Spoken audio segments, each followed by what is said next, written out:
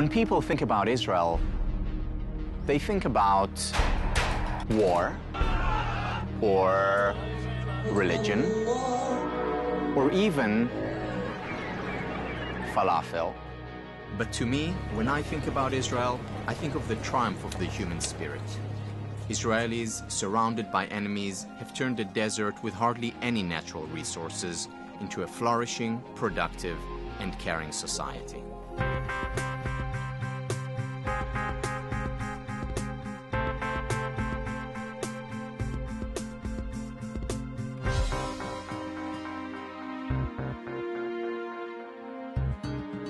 My name is Tal Ben Shahar, and although I was born and bred in Israel, I spent much of my life living and working abroad. Working in Asia, studying in the US and the UK, and touring the world playing professional squash. I received my PhD from Harvard, and after completing my studies, I went on to teach there. He teaches Harvard University's most popular class, Positive Psychology. Please welcome to the show, Tal Ben Shahar. Tal? Hello, sir. It was very exciting to know that what I was thinking about, writing about, and teaching was having an impact. In spite of all this, I decided to move back to Israel. The main reason for this move, I would say, is family.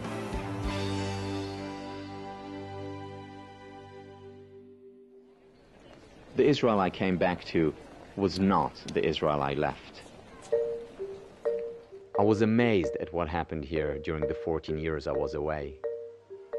Israel had transformed. Israel had not only joined the 21st century, in many ways it was now leading the way.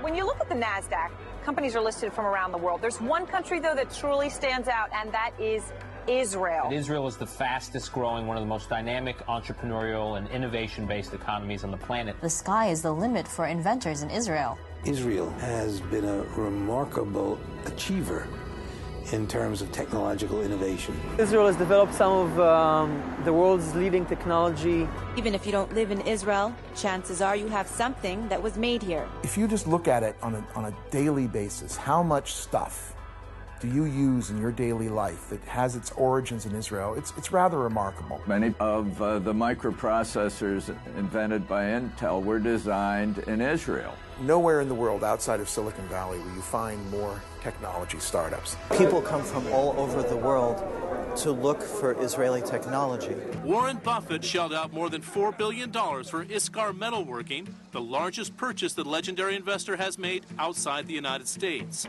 I understand that their facilities are incredible, but I would expect that. Intel developed here, HP as a center here, Google is very successful here, Microsoft as well as in research and development. If you actually do the math, Microsoft is almost as much an Israeli company as we are a U.S. company. This country has been such a beta site or a laboratory for solving both national and international problems since its inception. The technology coming out of Israel is being used to connect the world, green the planet, save lives, and have fun. Wow. Wow. For instance, Kinect lets me use my body as the controller.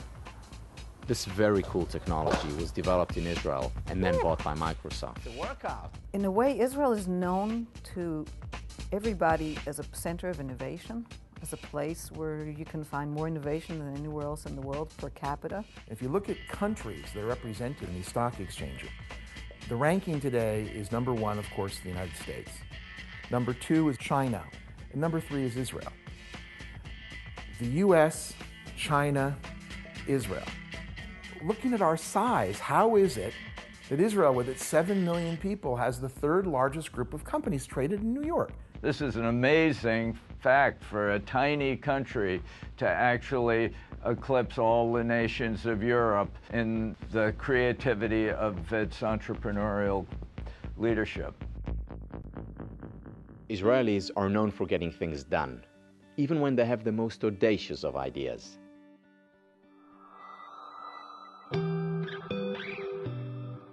Take, for instance, a company like Better Place.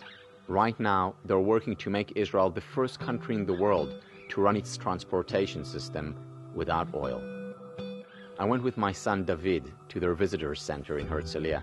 I wanted to see what all the fuss was about, and also to test drive their new electric car myself. Can't hear the engine, it's like floating. I've never been in a faster car than this. Accelerates like a race car. Unbelievable. All this is the brainchild of Shai Agassi, who was able to take his ideas and turn them into reality. So how would you run a whole country without oil? That's the question that sort of hit me in the middle of a Davos afternoon about 4 years ago. So what exactly was Shai's big idea? Step 1. Convince the world's car companies to manufacture electric cars that have removable batteries. Step 2. Convince governments to install millions of charging outlets. And step 3. When people want to make a longer drive and there's no time to recharge the battery, just build a nationwide network of battery swapping stations. As absurd as it sounds, that's exactly what Shai and Better Place have done. We converted the paper into reality. We did it all in Israel. I don't think most people understand, but we got about 1,000 engineers working in Israel on this project. I think Israel's become the ground zero of the change, and it defines Israel. The resilience of Israelis to bounce back even stronger from these adversities has also helped generate incredible innovation that is helping address some of the world's most challenging problems. We were living here in the middle of the desert. We really had no choice. We had to come with something in order to farm in this area. If you look at just about every Israeli home, school, park, or farm, you'll notice something interesting. An innovative idea that makes the most of Israel's very limited water supply: drip irrigation.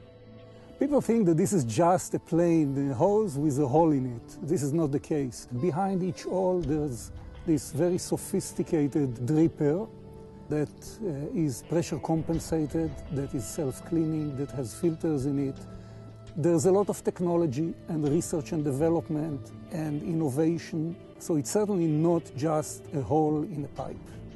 With drip irrigation, farmers can grow 40% more crops by using only half the regular amount of water.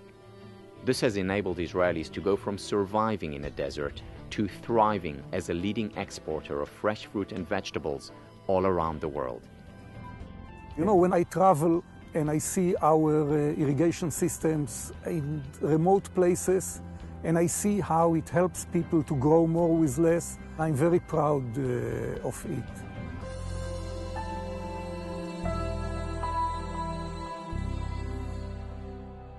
At any given time, over 100 million people are confined to wheelchairs. And although wheelchairs have become more sophisticated, they've really been the only option. Amit Gopher has the chutzpah to believe that he can change all that. The initial idea was to make a device that will enable people to function from morning to night without the need of using wheelchair. From medical myths to medical marvels, we head to Jerusalem to meet a paraplegic who's walking tall. It's a breakthrough you're going to have to see for yourself.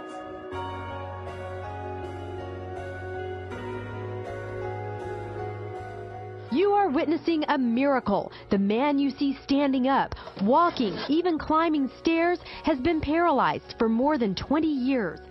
And never I think about I walk. Only the dream I walk. When I see the impact of the device on a person, it gives me great pleasure. Oh, it's the greatest thing. Cruising down the hallway. Oh, it's awesome. It's like it's been the best thing since the accident.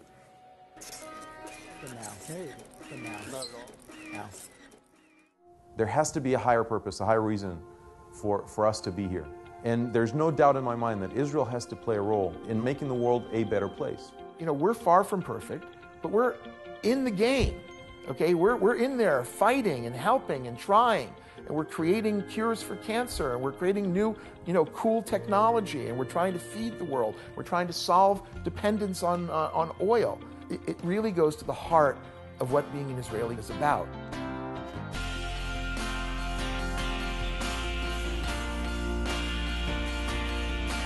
This is what Israel is all about.